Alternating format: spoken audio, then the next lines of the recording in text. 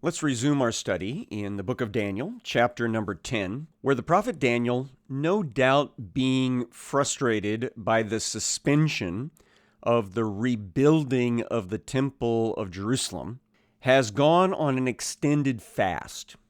3 weeks he's gone without food, praying to God to respond to him, to give him some sort of understanding of what's supposed to happen next for the Jewish people. Because Daniel has been in exile for over 70 years now, and the book of Jeremiah had said that the desolation would end after 70 years. And while some of the people are going back to Judea, and that's part of the end of the desolation, the temple is not being built right now. It is being impeded by the efforts of the Samaritans and others within the Medo-Persian bureaucracy. So Daniel is at a loss, and he prays, and then something breaks loose 3 weeks into his prayer session. A being shows up. I think it's probably the archangel Gabriel. But others think it might have been Jesus himself in a pre-Bethlehem visitation. But regardless, this being is so radiant, so magnificent in appearance and sound that Daniel pretty much passes out. And the people that are with Daniel, who only sense the presence of this being, they run away in fear.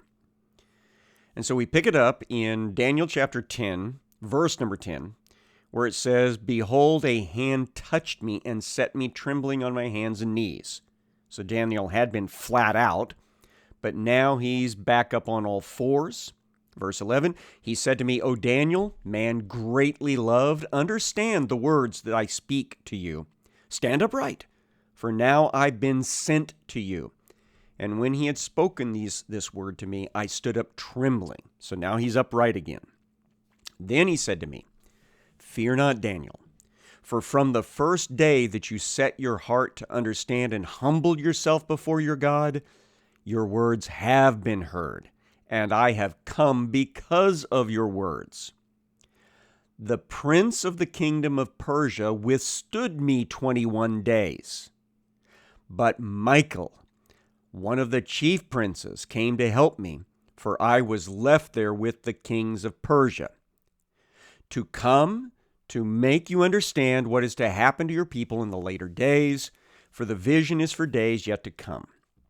So this angelic being, for that's who I think it is, tells Daniel, "I was dispatched immediately upon you starting your time of mourning and fasting and prayer 21 days ago." So that'd be back on the 5th day of the first month of this Jewish year. So that translates into about 24 March of 535 BC is when Daniel started his fast. And so here we are in May of that same year, and Daniel is weak from hunger, but also from the grief in his heart over the fact that even after a year's time since the founding of the Second Temple, the building is not happening. And so the angelic being explains, "I was delayed because of spiritual warfare." When he mentions here the prince of the kingdom of Persia, that's not a human being. Paul talks about this. Our struggle is not against flesh and blood. It's against principalities and powers, against these world rulers of darkness in the heavenly regions, in the unseen world, if you will. So this spiritual warfare is going on all the time. It does seem to be regional, as is described here. And so the evil fallen angels, particularly one fallen angel that's in control of the Persian region, had barricaded God's messenger from getting into Daniel during this time period until another angelic being, Michael, the archangel of the Jewish people or of the covenant, he is dispatched to help break through this barricade, get the message into Daniel, because the people under Daniel's leadership need to hear what the future holds. And so this becomes a bit of a history lesson in advance of what has to happen until a crisis is overcome in Israeli history. And I cannot stress enough how important Daniel chapters 10, 11, and 12 are for the Jewish people to get them through the 2nd century BC crisis that has the temple, the new temple that's getting to be rebuilt right now, that temple shut down for a period of time, and it almost looks as if the Jewish faith is going to be eradicated from the earth. That's a major crisis in the 2nd century BC. These bits of history ahead of time that God gives in prophecy helps a certain group of people fight back against that and overcome it. We know them as the Maccabees, and the whole history of Hanukkah takes place in fulfillment of a key portion of this prophecy that we're looking at right now. So this is a very, very important bit of prophecy for us to be aware of. So Daniel is told, I got in here by supernatural invasion assistance from Michael. Now, he's there to tell him the future history. Verse 15, when he had spoken to me according to these words, I turned my face toward the ground and was mute. So he couldn't even talk back at this point. Behold, one in the likeness of the children of man touched my lips. Then I opened my mouth and I spoke. I said to him who stood before me, Oh, my Lord, by reason of the vision, pains have come upon me, and I retain no strength. How can my Lord's servant talk to my Lord? For now no strength remains in me, and no breath is left in me. So Daniel is actually acknowledging here he is in a mess physically at this point. He's in his 90s. And he is having a hard time with the emotion of all of this, plus the fact that he's gone 3 weeks without eating. He needs assistance. So verse 18, again, one having the appearance of a man touched me and strengthened me. He said, O man, greatly loved, fear not. Peace be with you. Be strong and of good courage. So he's being encouraged by this angelic being. As he spoke to me, I was strengthened. And then I said, let my Lord speak, for you have strengthened me. So now Daniel's ready to receive the information. He's ready to get it into his mind and then write it down for the benefit of the Jewish people that will follow Daniel and for us today, so that we can see the power of prophecy. The power of prophecy is twofold. Number one, it proves that God is outside of time. He knows past, present, and future with no problems. And so that's why he can give specific information about the future, because it's just known to him. And then the other important part of prophecy, the power of prophecy, is that it helps get people of faith in particular through a time of crisis. And when you know how it's all going to play out, it helps you hang in there. And so that's what Daniel is about to be given. Verse 20. And then he said to me, do you know why I've come to you? But now I will return to fight against the prince of Persia. And when I go out, behold, the prince of Greece will come. So this angelic being tells Daniel, look, you know that I'm here to deliver a message, which I'm about to do. But once I finish giving you this message, I have to fight my way back out of here again because I've got other things to take care of for God. And sometime after I'm gone, the Prince of Greece is going to be coming this direction. Now, this is not the human Prince of Greece. This is the supernatural angelic being that has control in the supernatural realm near Greece. And it seems as if there's a little inter-rivalry that goes on between the fallen angels. Not surprising, we see something similar that happens in organized crime, where lower-level regional bosses will sometimes play against one another and even assassinate one another in order to get the control of a bigger piece of the action for themselves. So what we've got going on here is a little bit of that inner rivalry between the supernatural being in Persia and the supernatural being in Greece, and this will play into the fighting back and forth of the human components of those areas. And we know Greece is going to sweep over the Persian area during the time of Alexander the Great. We've seen that prophecy before. But here comes more of the message. I will tell you what is inscribed in the book of truth. So the book of truth here representing the information that God has, past, present, future.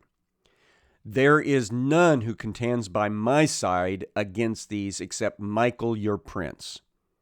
So in the supernatural warfare that goes on in the unseen world, it is this being, which I think is probably Gabriel. Can't prove it, but I think it probably is. And Michael, the prince of the Jewish people, or I think more specifically, the prince of the covenant of God. Now comes the information.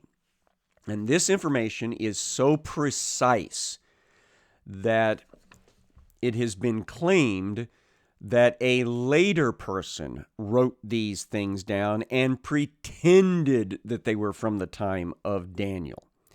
And that the reason they're so precise is because they're after the fact.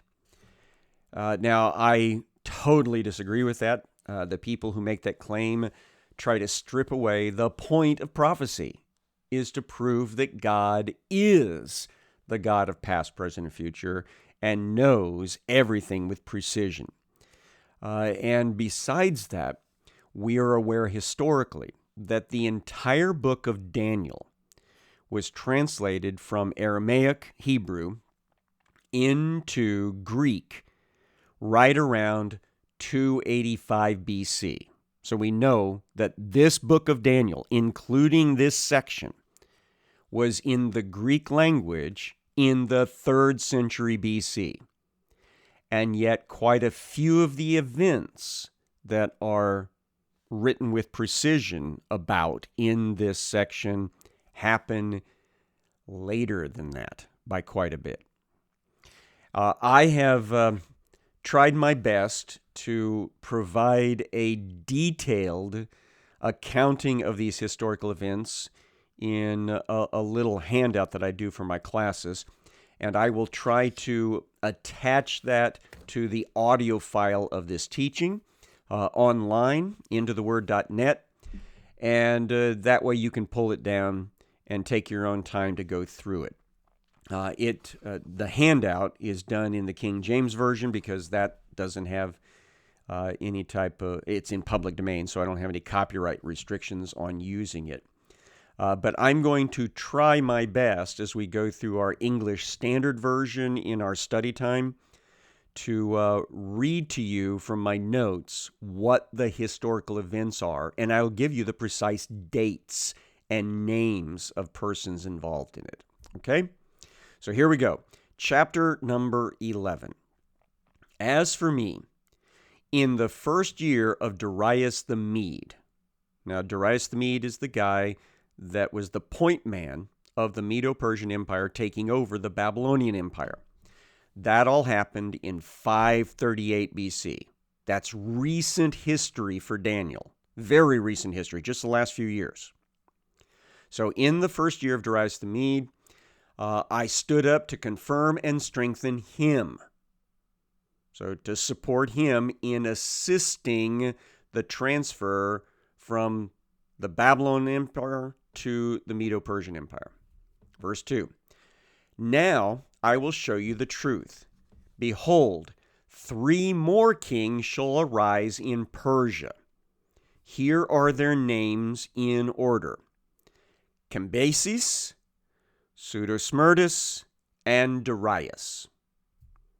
Now he continues.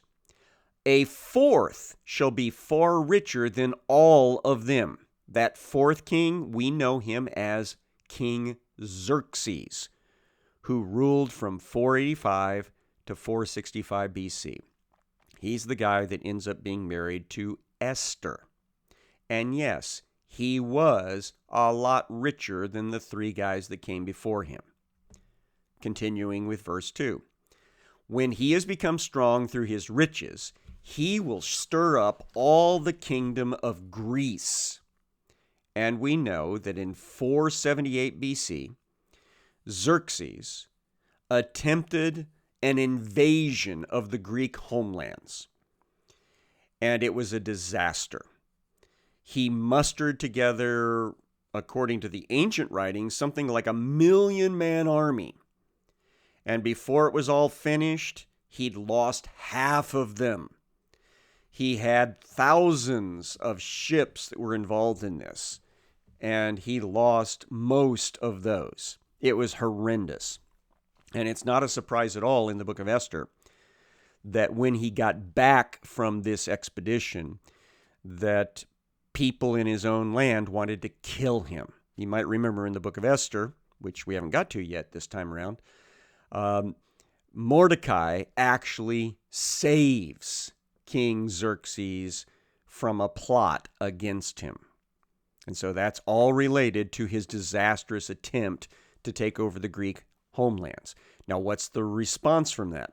The Greeks were never forgetting that attempt by the Persians to take over. And so when they get the opportunity, they push eastward and start taking over Persian lands until we have a guy by the name of Alexander the Great who sweeps across and totally takes over the Persian homelands and the Persian Empire. And that's all going to happen in 336 through 323 BC. But it's mentioned right here. It says, verse 3, Then a mighty king shall arise, that's Alexander the Great, who shall rule with great dominion and do as he wills. And as soon as he is risen, his kingdom shall be broken and divided into toward the 4 winds of heaven, but not to his posterity, nor according to the authority with which he ruled. For his kingdom shall be plucked up and go to others besides these. And this is what we know. Alexander died young. He was only 33, I think, when he dies in 323 BC. He has one small child, an infant, that could have taken over his kingdom in his stead, but that doesn't happen. Instead, 4 of Alexander's generals split up the kingdom of Alexander. Those generals were Cassander, who ends up taking over the region of Macedonia and its related territories, Lysimachus, who ends up taking over Thrace and its related territories, and then the 2 that we're most connected to in the rest of this study. Ptolemy took the land of Egypt and its related territories, and he actually had Syria to begin with. But eventually, a 4th guy by the name of Seleucus takes over Syria and its related territories. So that's the 4 kingdoms, the 4 Greek or Macedonian kingdoms that arose from the time of Alexander. And none of them were related to Alexander, just like it says here in the text. So we've got great precision in everything we've read so far. Now, verse 5. The king of the south shall be strong. From here on out, the kingdom south of Judea, so that would be the kingdom in Egypt, the Macedonian kingdom in Egypt, which was started by Ptolemy, which is why it's referred to in history books as the Ptolemaic kingdom. That's always going to be referred to in these sections of Daniel as the king of the south. And so the first king of the south was Ptolemy the First, who ruled from 323 to 285 BC. And then all of his descendants will be the later kings of the south. But then verse 5 continues. One of his princes, that is Ptolemy's princes, one of Ptolemy's clients, shall be stronger than he and shall rule, and his authority shall be a great authority. Now that guy is Seleucus the First, and that's why the kingdom north of Judah, referred to as the king of the north, is the Seleucan kingdom, because it's named after this guy. Now he started out being, as I said, a client of Ptolemy. But Ptolemy helped him kind of take over a certain portion of Syria. And once Seleucus I had that, he exploded into other areas nearby and became very powerful. And eventually, that kingdom will take over even larger areas than the Ptolemaic kingdom has, which is why it becomes stronger. In fact, it will take the Promised Land region away from the Ptolemaic kingdom. So now we've got the two kingdoms that are bracketing the Promised Land. We've got the Ptolemaic kingdom in the south and the Seleucid kingdom to the north. Verse number 6. After some years, they shall make an alliance, and the daughter of the king of the south shall come to the king of the north to make an agreement.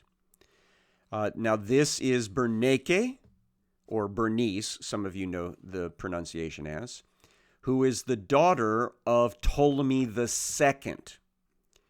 And she ends up being kind of in some sort of marital agreement with Antiochus the Second, up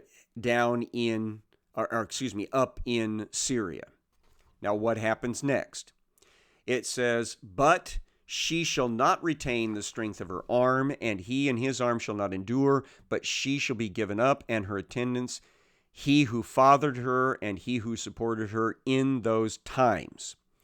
Now, what happens is, another woman comes into the story at this point.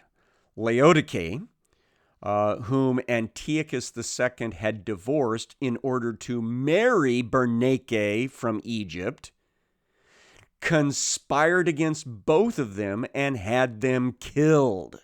And so the whole marital alliance between the king of the north and the king of the south fell apart. What happens after that? Verse 7.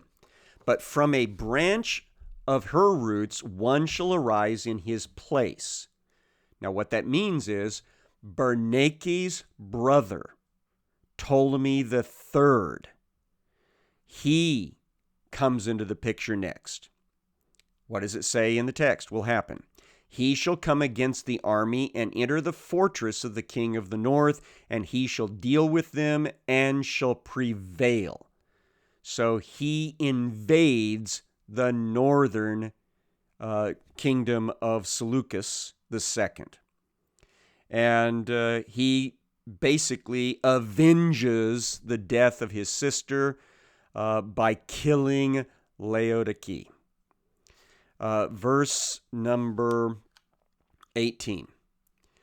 He shall also carry off to Egypt their gods with their metal images, and their precious vessels of silver and gold, and for some years he shall refrain from attacking the king of the north.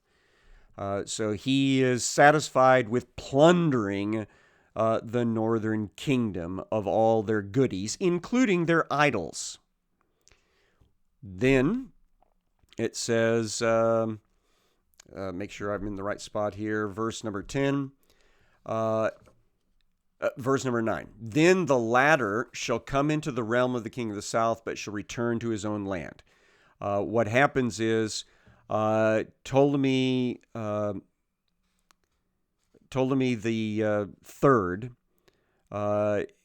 is the next guy who becomes the king of southern lands of the Egyptian kingdom. Verse number 10. His sons, meaning Seleucus the third, or the second, his sons shall wage war and assemble a multitude of great forces, which shall keep coming and overflow and pass through, and again shall carry the war as far as his fortress. So now you've got two brothers in a row that get all stirred up from the north, from Seleucus' kingdom. This is Seleucus III, followed by Antiochus III, and they keep trying to take over the kingdom of the Ptolemies. They keep pushing south. And eventually, the promised land comes into the frame here as being what the northern kingdom wants to take over, because it had been in the orbit of the Egyptians ever since the breakup of Alexander's kingdom. And so we've run out of time today. So tomorrow we'll pick up here and talk about how Judea suddenly shifts from the orbit of Ptolemaic Egypt into the orbit of Syrian Seleucid kingdom.